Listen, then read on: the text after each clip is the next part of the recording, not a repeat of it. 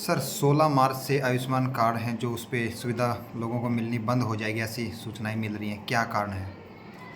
ऐसा है कि पिछले कई महीनों से जितने पूरे हरियाणा भर के जो हॉस्पिटल हैं आयुष्मान के पैनल पर, तो उनको कुछ असुविधाएं हो रही थी।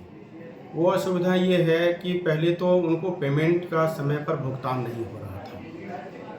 दूसरी समस्या कि पिछले 6 साल से हमारा जो आयुष्मान का रेट निर्धारित किया गया था, उसमें कोई बढ़ोतरी नहीं हुई है। हालांकि कई राज्यों में नए पैकेज लागू कर दिए गए थे, लेकिन हरियाणा में उसे अभी तक लागू नहीं किया गया है।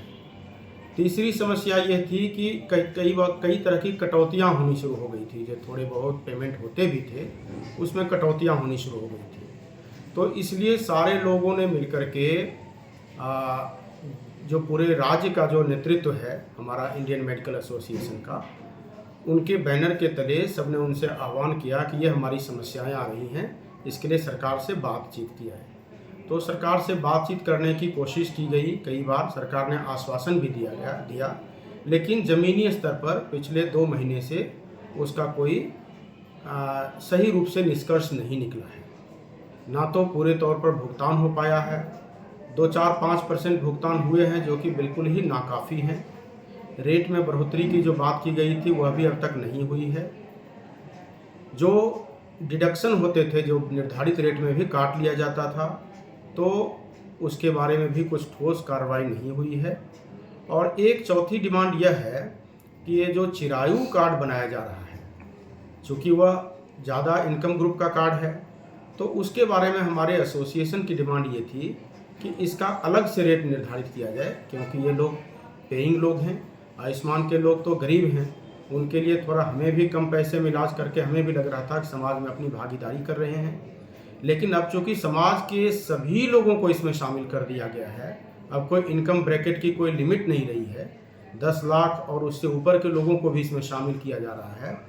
तो ज़्यादातर जो एसोसिएशन के डॉक्टर्स हैं, करीब 100% ही उनको कहिए, उन्हें लगने लगा कि इस रेट पर सारे पॉपुलेशन का इलाज करना संभव नहीं होगा।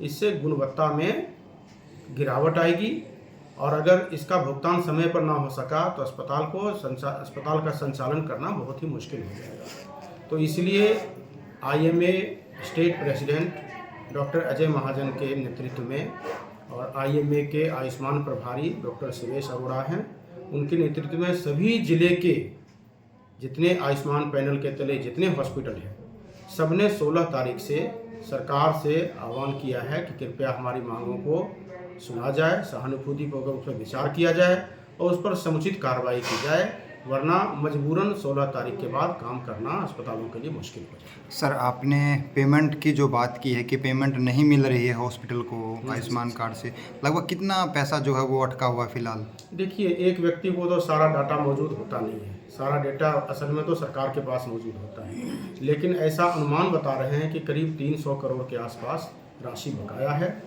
उसमें से कुछ इक्का दुक्का 2, 4, 5, 10 केस के भुगतान आ भी रहे हैं लोगों के पास, लेकिन उतना नाकाफ़ी है। उदाहरण के लिए किसी ने 200 ऑपरेशन किए हैं, उसमें से अगर 10-15 ऑपरेशन के आ गए तो वो बिल्कुल ही छोटा सा प्रतिशत है। इतना ज़्यादा है कि बस कहावत है कि ऊँट के मुंह में जीरा, बस इस तरह की कहावत चलता हो रही है। क्या नाम है? मेरा नाम डॉक्टर मनोज कुमार है, मैं प्रधान हूँ इंडियन मेडिकल एसोसिएशन जींद का।